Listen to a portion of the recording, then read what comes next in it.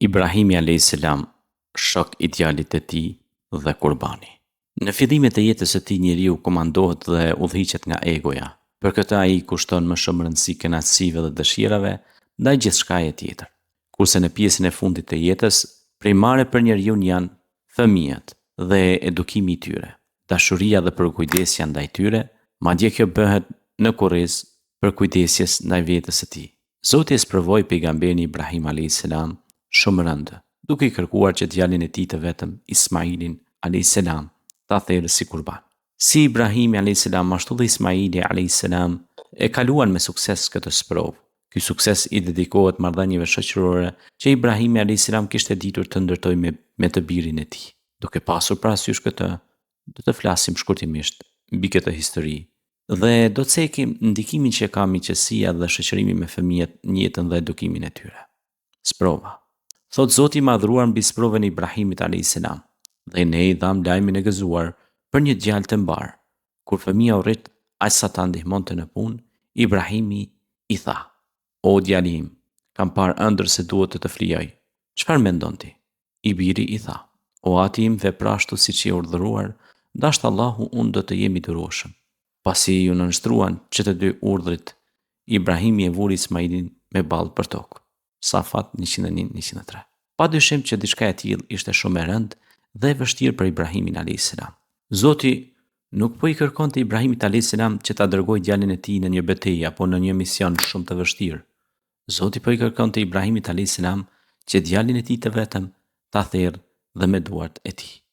E habitshme se kjo është kurajoja e Ibrahimit a.s. i cili ja tregoi djalit të tij urdhrin e Zotit dhe i kërkoi mendim. Ai po i tregonte se dëshiron ta thërrë për të çuar në vend urdhrin e Zotit.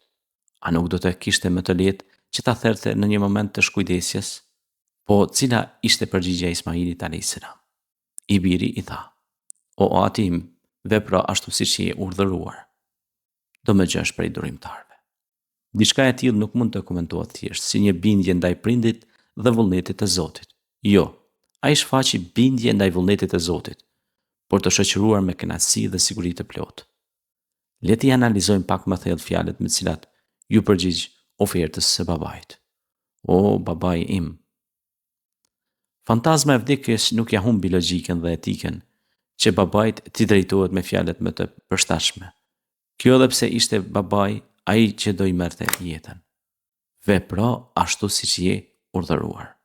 Ai e dinte se ëndra që sheh një pejgamber është urdhër, dhe se ëndrat e pejgamberëve janë të vërteta dhe shpallje hyjnore. Dashur Allahu unë do të jem i durueshëm.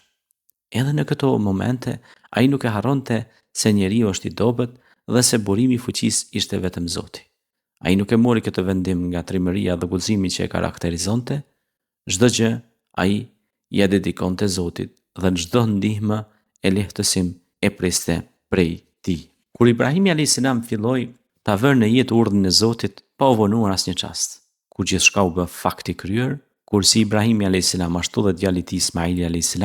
ju dorëzuan plotësisht vullnetit të Zotit. Thot Zoti në Kur'an: "Ne e thirrëm, o Ibrahim, ti e përmbushë ëndrrën, vërtet ne kështu i shpërblim punë mirët." Kjo me të vërtet ka qenë një sprovë e qartë dhe ne e zëvendësuam Ismailin me një kurban të madh. Me të vërtet Ibrahimi a.s. e përmbushi ëndrrën dhe mesazhin e Zotit pa hezituar dhe pa u lëkundur. Përderisa ai u tregua i gatshëm që të sakrifikojë gjën më të shtrenjtë për hak të Zotit. Padyshim që Zoti do shpërblej më të mira. Në vend që të bëj kurban djalin e tij, Zoti i ofroi një dash të majm, ashtu siç kërkove të kënaqësh Zotin duke u bindur në gjithçka, ashtu do të kënaq Zoti me djalin tënd.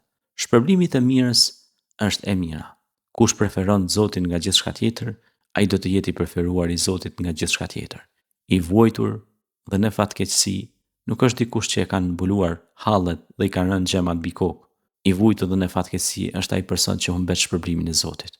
Allahu i madhruar e dinte që një pjesë e zemrës së Ibrahimit a.s. është shumë e lidhur me djalin e tij Ismailin a.s. dhe deshi që kjo zemër të pastrohen nga çdo dashuri tjetër përveç asaj të Zotit. Kur kjo u arrit dhe Ibrahimi a.s. u tregua i vendosur ta çojë në vend urdhrin e Zotit, duke fliruar djalin e tij, Zoti ja kompensoi me një dash të majm. Një ndodhi të tillë Zoti e përjetësoi dhe që atëherë është traditë thirrja e kurbanit. Me vonë Zoti e përgëzon gruan e Ibrahimit a.s. Sarën me lindjen e një djali.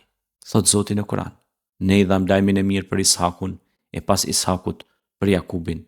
Surja Hud 71. Jo vetëm që i përgëzoi për lindjen e Ishakut, por u tha që Ishakut do i lindë një djalë, Jakubi, gjatë jetës së tyre.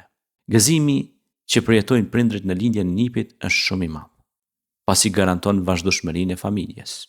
Ky ishte një shpërblim i madh për Ibrahimin a.s., i cili i kaloi me sukses të gjitha provat. Që nga përballja me Taatin, idhujtar, me popullin e tij mbretin Tiran, përballjen me jo besimtarët, kur pranoi emigrimin nga vendlindja drejt tokës së shenjtë, kur pranoi të flijoj djalin e tij të vetëm për mikpritjen dhe bujarinë, për ndërtimin e xhamisë së parë mbi tokë, Qabes, për adhurimin, për kushtimin, pendimin, mirënjohjen, ruajtjen e natyrës së pastërt, sunetlekun, lutjet e tjerë. Të gjithë këto sakrifica dhe gjithë ky përkushtim u shpërblye nga ana e Zotit të Madhëruar. Ai i fali Ibrahimit a.s. pasardhës të denj, besimtar dhe të ndershëm, me qëllim që ta gëzojnë, thot Zoti i Madhëruar rreth këtij fakti. Dhe kur u largua nga ata dhe nga idhujt që i adhuronin në vend të Allahut, ne i dhuruam atij Ishakun dhe Jakubin, dhe që të dy i bëm pejgamber. Merem 49. Ibrahimi a.s. dhe djali i tij Ismaili ndërmorën një vepër të përbashkët. Ndërtimin e Qabes, thot Zoti i Madhëruar rreth këtij fakti. Kur Ibrahimi dhe Ismaili ngritën themelet e Qabes, u lutën: "O Zoti ynë, pranoi për nesh këtë vepër, me të vërtetë ti je ai që dëgjon dhe di gjithçka." Bekare 127. Edhe pse Ibrahimi a.s. udhëtonte shumë dhe ndodhej larg familjes dhe fëmijës, ai na jep një mësim shumë të rëndësishëm për sa i përket sakrificës dhe miqësisë që duhet të ekzistojë në një familje. Si mund t'i ruaj lidhjet e tij me fëmijët një baba që udhëton shumë, duke komunikuar sa më shpesh me ta, duke qëndruar sa më gjatë me fëmijët kur të jetë në shtëpi. Të kultivoj tek ta vlerat e tilla si trimëria, besimi dhe mbështetja tek forcat e veta. Duke u sjell mirë me nënën e tyre, duke ndërtuar atë dhe duke falenderuar për durimin dhe sakrificën që bën. Edukimi i fëmijëve tek dietarët e parë. Abdullah ibn Mubarak u tha ushtarëve me të cilët kishte dalë në luftë, cila mund të jetë ajo vepër e cila është më e dobishme se kjo për të cilën kemi ardhur sot. Të pranishmit u përgjigjen: "Nuk dim të ketë diçka më të vlefshme se kjo që po bëjmë ne." Abdullah ibn Mubarak u përgjigj: "Një burr i vërtetshëm, edhe pse në fukarallëk me një familje të madhe, ai zgjohet natën dhe i shef fëmijët e tij të cilët teksa flen janë zbuluar dhe i mbulon me rrobat e tij. Një vepër e tillë është më e vlefshme se kjo që bëjmë ne."